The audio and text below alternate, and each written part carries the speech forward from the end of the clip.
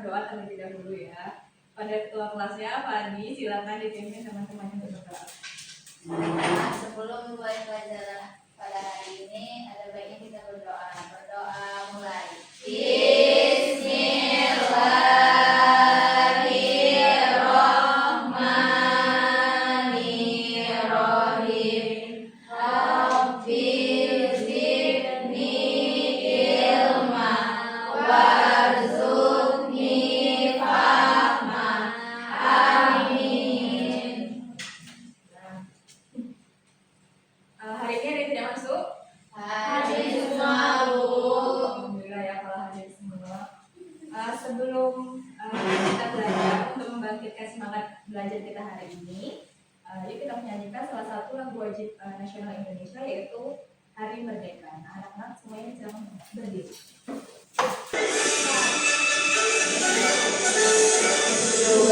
Agustus tahun 45, itulah hari kemerdekaan kita. Hari merdeka nusa dan bangsa, hari lahirnya bangsa Indonesia. Merdeka, sekali merdeka tetap merdeka, selama hayat masih dikandung badan. Kita tetap setia mempertahankan Indonesia. Kita tetap setia membela negara kita.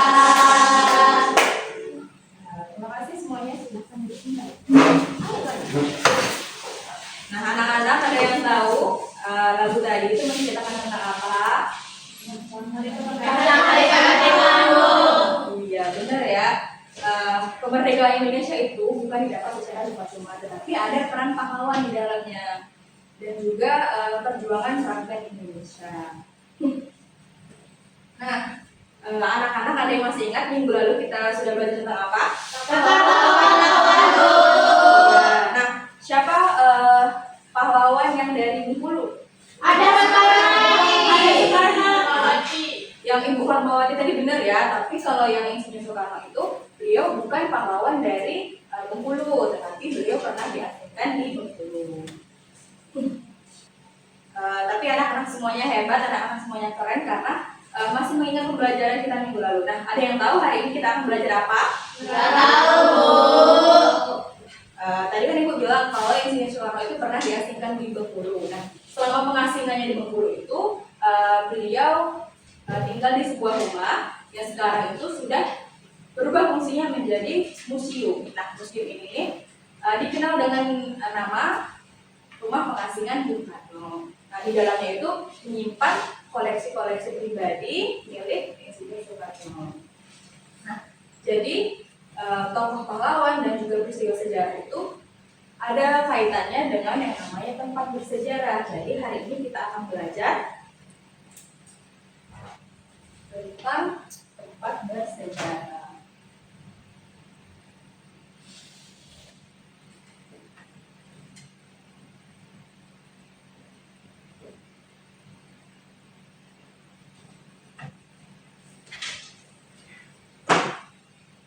Gimana anak-anak, apakah siap belajar hari ini? Siap, Bu.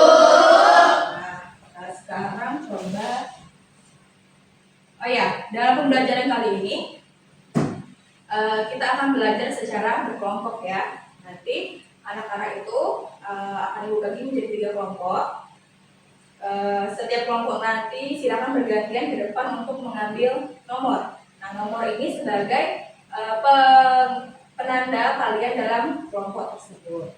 Yang bagian depan, yang barisan depan ini kelompok 1, yang barisan tengah kelompok 2, dan barisan yang belakang itu kelompok 3 ya.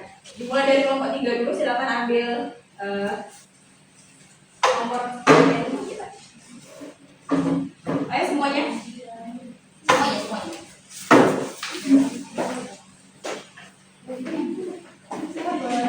Nanti dipasang di ini ya, di bajunya ya.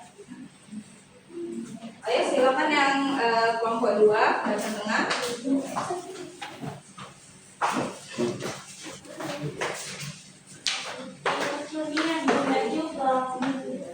Sebentar ya, kelompok 1 ya.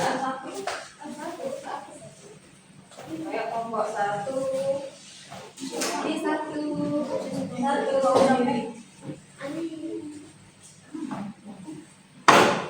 di ini ya, pasang di bajunya ya.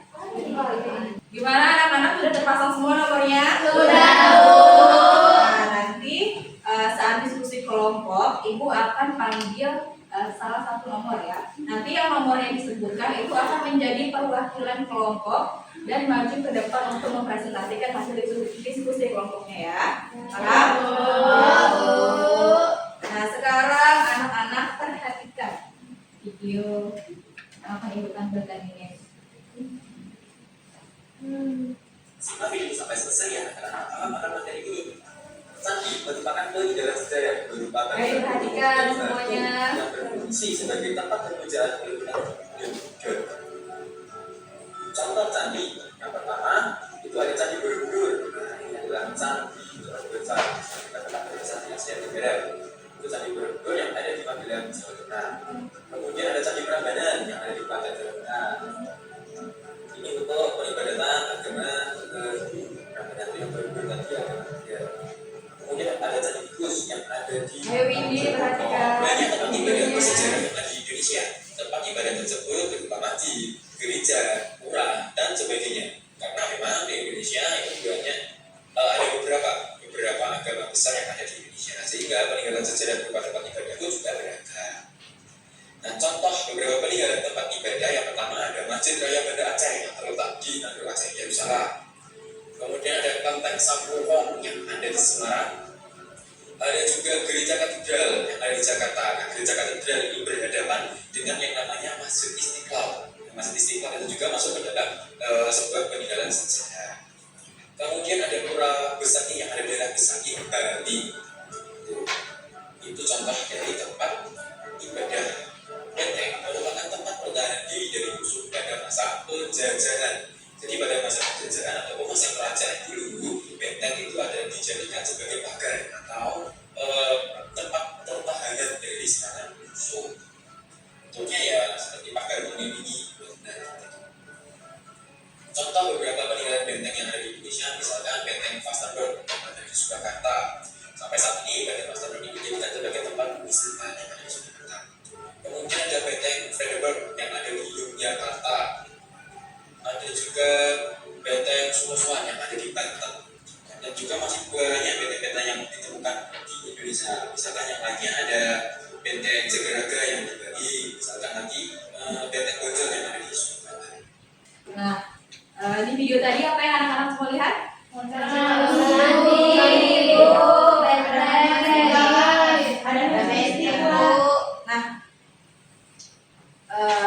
sekarang Ibu punya pertanyaan.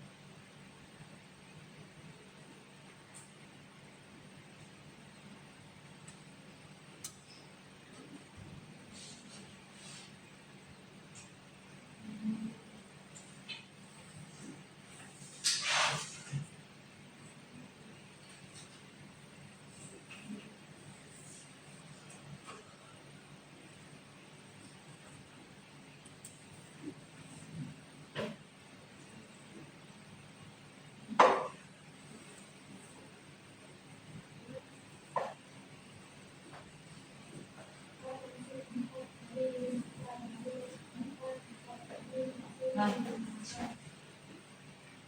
apakah fungsi tempat yang anak-anak lihat tadi di masa lalu, kemudian apakah tempat-tempat tadi itu masih berfungsi sampai sekarang? Nah, pertanyaan ini akan anak-anak diskusikan bersama kelompok. Untuk menjawab pertanyaan itu, Ibu akan membagikan LKPD dan juga bahan ajar kepada anak-anak. Silakan dibaca baik-baik petunjuk di LKPD-nya, kemudian anak-anak baca di bahan ajar untuk menjawab pertanyaan di LKPD.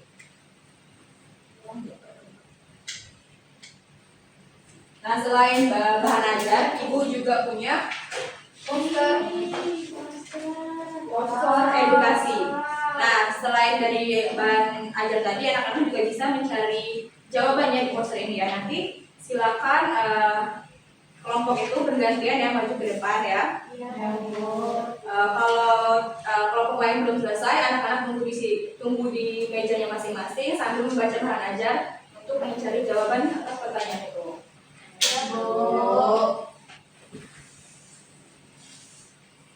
Bagaimana, sudah paham dengan tugasnya? Kalau sudah paham, silakan dikerjakan. Nah, apabila anak-anak nanti mengalami kesulitan atau ada yang ingin ditanyakan, silakan tanyakan kepada ibu ya.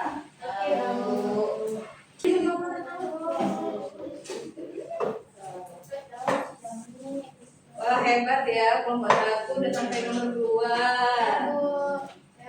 Lanjutkan ya. Gimana kelompok 2? Ada kesulitan tidak? Oh iya, ini sampai nomor 3 itu kelompok 2. Ini kelompok 3 bagaimana? Ya, nanti ini anak-anak pengen buat ringkasan tentang bangunan tempat apa, nanti gambarnya digunting kemudian ditempel. Salah satu aja Bu. Iya, salah satu aja. Kan anak-anak buatnya cuma satu ringkasan kan. Nanti gambarnya ditempelkan di sini ya.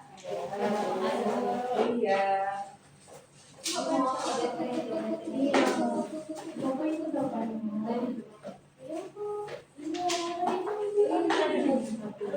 Ibu nanya ke ini Bu.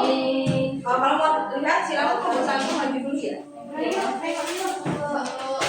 Nanti kelompok yang lainnya kalau mau melihat juga gantian ya, tunggu kelompok 1 selesai dulu. Gantian dong. Iya. Sabar ya, kelompok 3 ya. Gantian dong. Udah, Bu? Oke. Tulis ya. Kembali. Ayo kelompok 3 tadi yang mau lihat.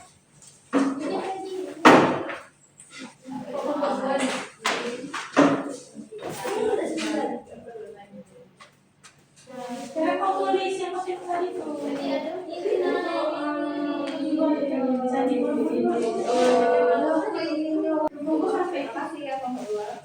Kelompok 3 ya. Silakan kembali. Kelompok 2? Nanya Bu.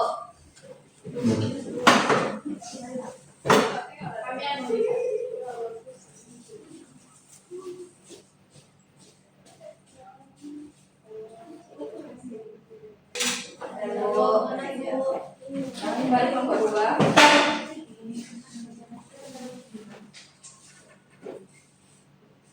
Ibu udah Bu. Sudah? Gimana kelompok 2 dengan 3 sudah juga? Sudah.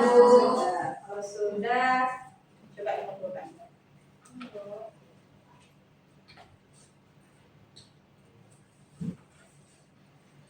Kelompok 3? Ibu.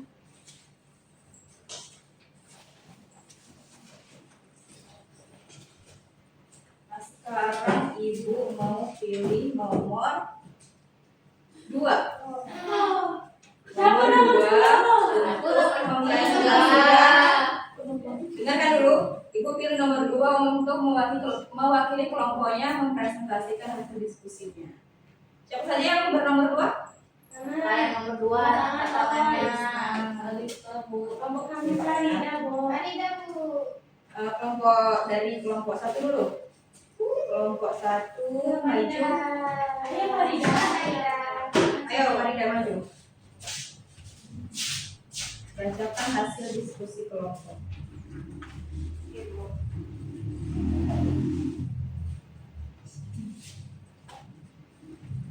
Baca atau amati minimal 3 tempat bersejarah di Indonesia pada teks atau poster yang disajikan oleh gurumu. Setelah itu lengkapi tabel berikut. Nah, pada tabelnya yang pertama itu ada Monas, lokasinya ada di Jakarta, didirikan pada tahun 1961. Alasan didirikan memperingati kemerdekaan Indonesia dan simbol perjuangan rakyat Indonesia. Yang kedua, Candi Borobudur, lokasinya ada di Jawa Tengah, didirikan pada abad ke-18. Alasan didirikan karena tempat ibadah umat Buddha di zaman Dia perhatikan ya. Iya, yang ketiga itu rumah pengasingan Bung Karno, lokasinya di Bengkulu, didirikan pada tahun 1938. Alasan didirikan karena tempat tinggal I.S. Soekarno saat diasingkan di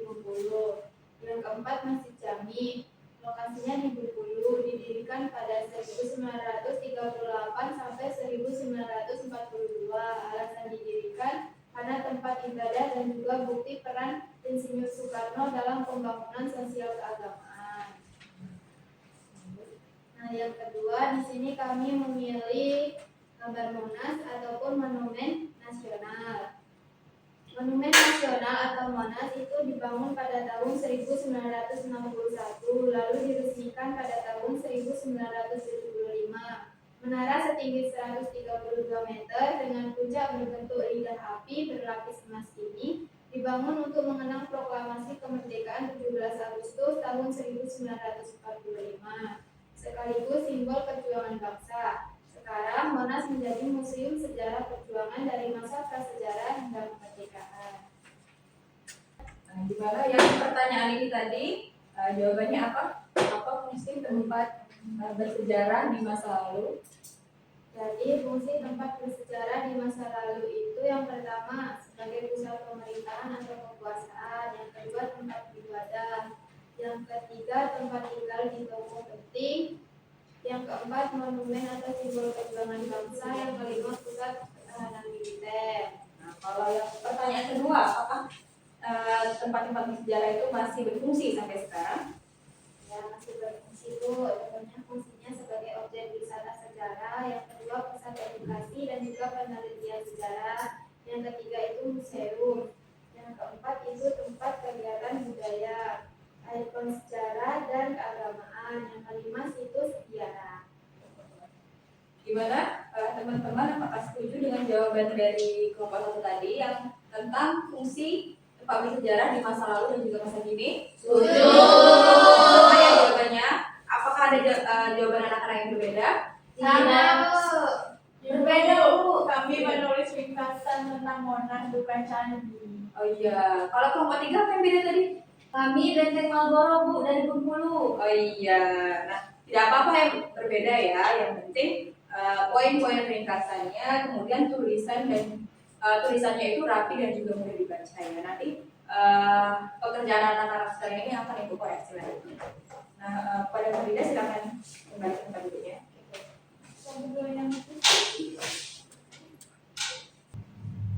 Nah, kita sekarang sudah berada di penghujung pembelajaran. Nah, ada yang tahu tadi kita sudah belajar apa saja? Ada tempat bersejarah Bu. Ada Nah, fungsi tempat bersejarah di masa lalu apa? Benteng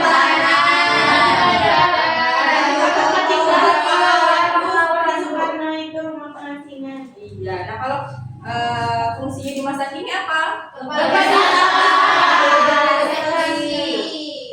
Nah, iya betul sekali ya.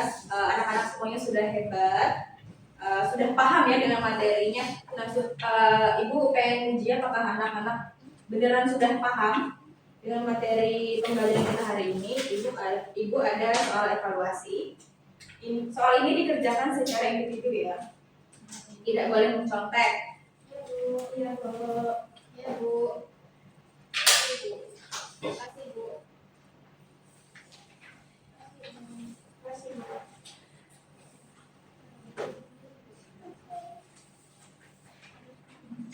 Bila jawaban yang paling tepat. Ibu disilang Bu. Dioper ya, kalau soalnya lebih dioper ke teman sampingnya ya.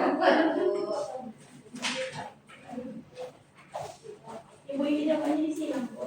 Iya. Jawabannya boleh disilang, boleh dilingkari. Harus dijawab lah. Harus dijawab ya, kan ini untuk menguji pemahaman anak-anak ya. Apakah anak-anak ini sudah benar-benar paham atau belum dengan materinya.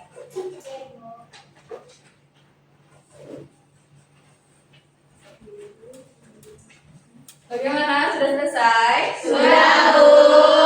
Sudah, silahkan dikumpulkan. Ini Bu.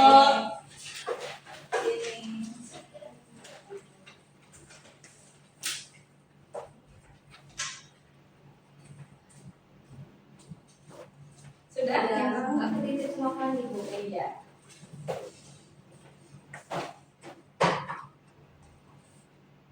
Bagaimana anak-anak? Apakah pembelajaran hari ini menyenangkan? Menyenangkan Bu. Terima kasih anak-anak. sudah berpartisipasi aktif dalam pembelajaran Ibu hari ini. Anak-anak semua hebat, anak-anak semua keren. Tetap pertahankan semangat belajar anak-anak. Untuk sebelum kita mengakhiri pembelajaran, karena di awal tadi kita sudah berdoa, dan ada baiknya diakhiri dengan berdoa juga. Kepada ketua kelasnya silakan pimpin teman-temannya untuk berdoa. Baik teman-teman, sebelum kita pulang ada baiknya kita berdoa. Berdoa mulai. Bismillahirrahmanirrahim.